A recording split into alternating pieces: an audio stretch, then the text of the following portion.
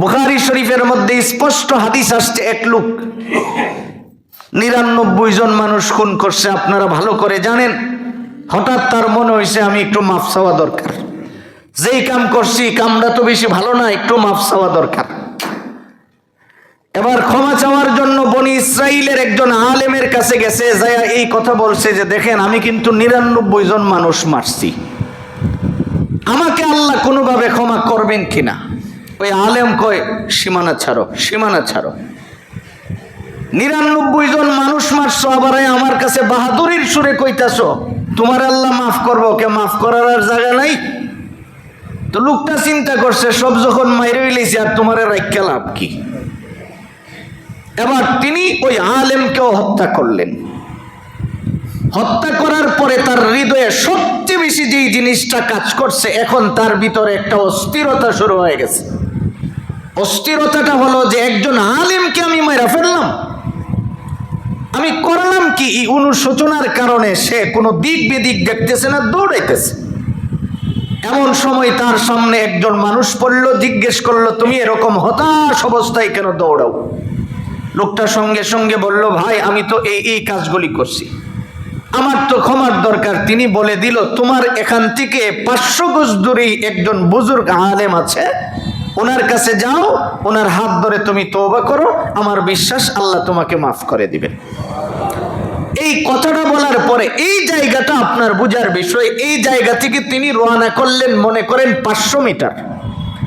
মাত্র 200 মিটার যাওয়ার পরে আজরাইল তার সামনে আসতে, আয়েশা তার রূহটা নিয়ে গেছে, এখন সে নিতর দেহ পড়ে আছে। এখন তার লাশ জমিনে পড়ে রয়েছে। পড়ে থাকা অবস্থায় 2 দল ফিরিস্তা আসছে তাকে নেওয়ার জন্য। জান্নাতের ফিরিস্তাও আইছে, জাহান্নামের ফিরিস্তাও আসছে। রহমতুল্লিল আলামিন নবীজি বলেন 2 দল ফিরিস্তা আইসা টানাটানি শুরু করছে। জাহান্নামীরা কয় হ্যাঁ এই কাজ করছে, তারে আমরা জাহান্নামে নিব। আর জান্নাতীরা কয় সে তো মরবার আগে তওবার চিন্তা করছে, কাজেই তাকে আমার নিতে হবে। এবার আল্লাহ রব্বুল আলামিনের কাছে ফিরিস্তাদের অভিযোগ, আল্লাহ তাআলা জিবরাইলকে পাঠাইলেন, যাও তুমি মাপজোক করে দেখো, তুমি একটু কম্পেয়ার করো সে যাওয়ার সময় কতটুকু আগাইছে, জান্নাতের দিকে আগাইছে না জাহান্নামের দিকে আছে। এই মর্মেই আল্লাহ রব্বুল আলামিন কোরআনে কারিমায় আরেক জায়গায় বলেন ওয়াসারিউ ইলা মাগফিরাতিম মির রাব্বিকুম ওয়া জান্নাতিন আরদুহাস সামাওয়াতু ওয়াল আরদ উইদ্দাত লিল মুত্তাকিন। আল্লাহ রাব্বুল আলামিন বলেন নবী দুনিয়ার মানুষদেরকে আপনি জানায়া দেন, ওরা যদি দুনিয়ার জমিনে প্রতিযোগিতা করতে হয়, কোনো কিছুর পিছনে যদি তাদের দৌড়াইতে হয়, ওরা যেন কেবল মাগফিরাতের দিকে দৌড়ায়। সুবহানাল্লাহ, ওরা যেন আল্লাহ রাব্বুল আলামিনের ক্ষমার দিকে দৌড়ায়। এই জন্যই তো আপনার আমার নবী বলেন উম্মত শোনো, দুনিয়ার জমিনে তুমি যদি প্রতিযোগিতা করতে হয়, দুনিয়ার রং ডং দেখা এর পিছনে তুমি দৌড়াইও না। তোমার দৌড়ানোর যদি দরকার হয় তাহলে কার মাগফিরাতের দিকে দৌড়াবেন? বলেন না কার?